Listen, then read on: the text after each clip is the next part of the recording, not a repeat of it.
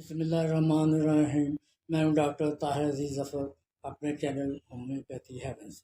آج ہم بات کریں گے ہومیوپیتھی اور مزاجی دواؤں کی۔ ہومیوپیتھی اور مزاجی دعائیں طبی فلسفے کے بنیادی طور پر مختلف نظاموں سے آتی ہیں اور ان کا کوئی براہ راست تعلق نہیں ہے، حالانکہ دونوں ہی فرد کے علاج کے لیے ایک جامع نقطہ نظر رکھتے ہیں۔ روایتی اسلامی ادویات میں مزاج ایک بنیادی تصور ہے، جبکہ ہومیوپیتھی 18ویں صدی کے آخر میں جرمنی میں تیار کی گئی تھی۔ مزاجی دوا کیا ہے؟ مزاج یونانی اور فارسی طب میں ایک مرکزی تشخیص اور علاج کا اصول ہے۔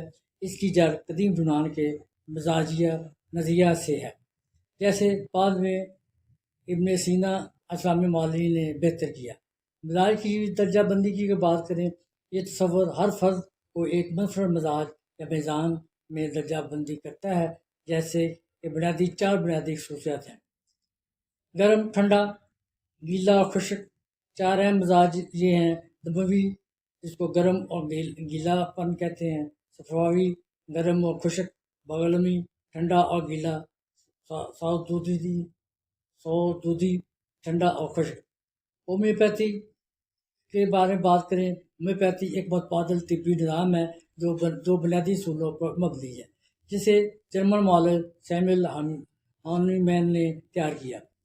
علاج کی طرح مسل کا خون یہ اصول بتاتا ہے کہ ایک مادہ جو ایک صحت مند شخص میں علامات کا سبب بنتا ہے، انتہائی کم مقدار میں علامات کا علاج کر سکتا ہے۔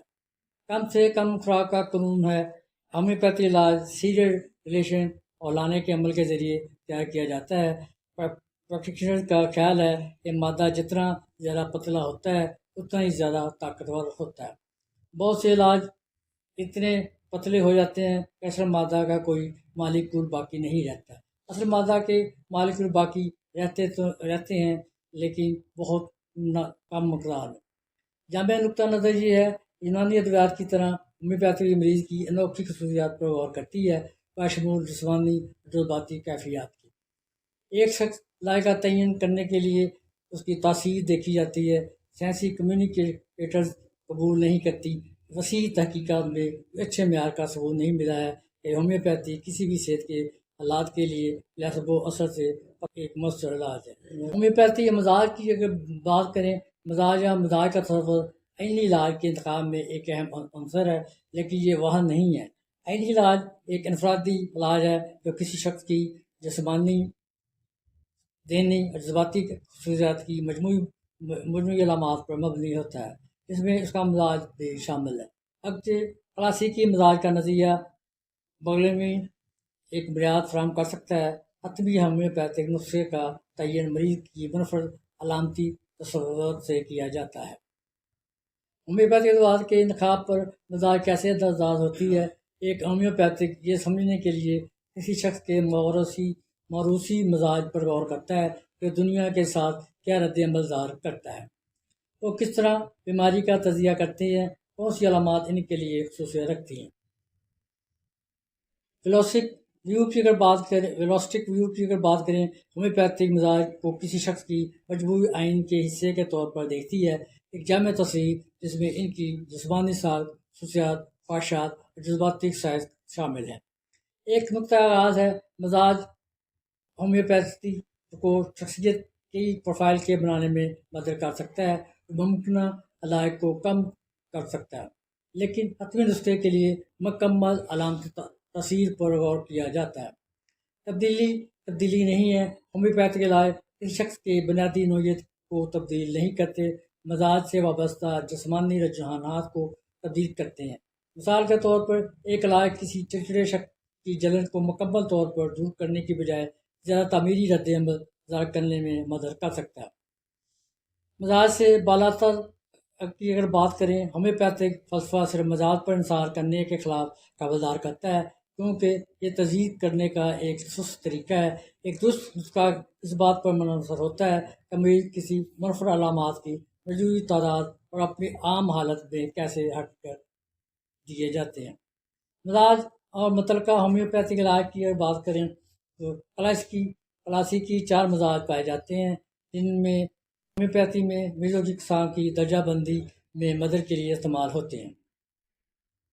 دموی خصوصیات: پر امید، ملنسار، خوش مزاج لیکن دباؤ میں جذباتی، جو لوں کا شکار ہوتا ہے، اعلیٰ توانائی، ایک گرم جسم اور ایک تیز میٹابولزم کے ساتھ منسلک ہوتا ہے۔ متعلقہ اگر علاج کی بات کریں، فاسفورس ان افراد کے لیے جو انتہائی توانا اور اظہار خیال کرتے ہیں، ایک آسانی سے جل سکتے ہیں اور پریشانی کا شکار ہوتے ہیں۔ پلسا ٹھیلا ان لوگوں کے لیے استعمال کیا جا سکتا ہے جن کے مزاج میں نرمی ہوتی ہے، جو بیمار ہونے پر ڈرپوک، آنسو بڑے اور چپکنے والے ہوتے ہیں۔ پلسا ٹھیلا ان لوگوں کے لیے بھی ہے جو غیر فیصلہ کن، نرم مزاج اور سست مزاج ہوتے ہیں۔ نقص مبیکا یعنی بعض اوقات جوشیلے، چچڑے اور پتلی اور چٹرے اقسام کے لیے تجویز کیا جاتا ہے۔ یہ بغلمی ہوتے ہیں، ان کے بے حسی، سستی کے طرف رجحان کے ساتھ ساتھ پرسکون، صبر کرنے والا، سست حرکت کرنے والا، سست میٹابولزم، وزن میں اضافہ، سست ہاضمہ اور کمزور قوت مدافعت کا باعث ہو سکتا ہے۔ پرکیریا کار کی اگر بات کریں، سست میٹابولزم بغلمی اقسام میں عام وزن میں توازن پیدا کرتا ہے۔ سلیشیا انتہائی متضاد اور ساز قسموں کے لیے جو بغلمی مزاج کے انتشار سے میل کھاتی ہے۔ اگر صفراوی اقسام کی بات کریں تو خصوصیات اس کی یہ ہیں: فعال، مضبوط ارادہ اور غصے اور چڑچڑا پن کا شکار، جارانہ، خود کفیل اور فیصلہ کن ہو سکتا ہے۔ ان کے لیے نقص میکا استعمال کی جاتی ہے۔ ان کی کلاسیکی رائے جو چٹڑے، بے صبر، ہاضمے کے مسائل کا شکار ہوتے ہیں۔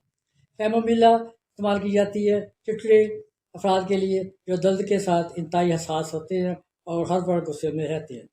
لائکوپوڈیم استعمال کی جاتی ہے جو پراعتماد اور دمنگ ہیں لیکن نیچے سے بے چینی اور اعتماد کی کمی کا شکار ہوتے ہیں۔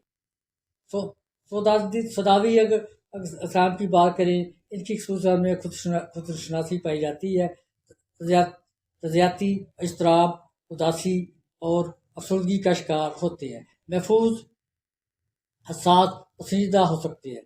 ان کے لیے نیٹرم میورکم استعمال کی جاتی ہے۔ ملان ایک کے لیے جو حساس ہوتے ہیں، رنجشیں رکھتے ہیں اور ہمدردی کو ناپسند کرتے ہیں، اکثر جذباتی مایوسی کے بعد درد عشقی کا یا افسردگی کا شکار ہوتے ہیں۔ آرم میٹالکم استعمال کی جاتی ہے ان کے لیے جو شدید ڈپریشن کا شکار ہوتے ہیں اور بعض اوقات خودکشی کے خیالات بھی رکھتے ہیں۔ سیپیا ان لوگوں کے لیے استعمال کی جاتی ہے جو اپنے پیاروں سے لا تعلق ہوتے ہیں اور گہری اداسی کا شکار ہوتے ہیں، اکثر جسمانی سرگرمی میں بہتری محسوس کرتے ہیں۔ یاد ہے یہ تمام میڈیسن آپ کے علم کے لیے ہیں۔ کسی بھی مسئلے کی صورت میں اپنے ہومیوپیتھ ڈاکٹر سے رابطہ کریں۔